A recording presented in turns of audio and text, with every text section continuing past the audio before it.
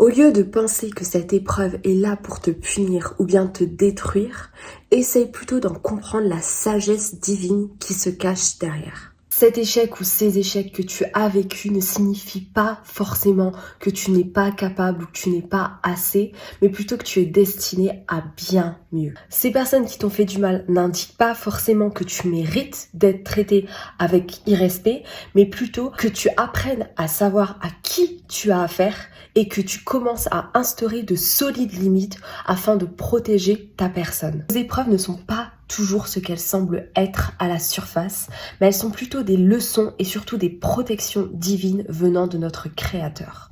Exemple, Youssouf alayhi salam.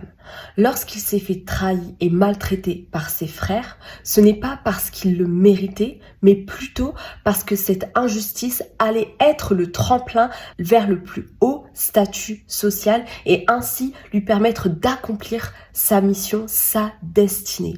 En réalité, il était destiné à bien plus grand et bien meilleur que ses frères. Derrière chaque épreuve qu'il a traversée, il y avait une préparation pour le rôle qu'il allait endosser à l'avenir.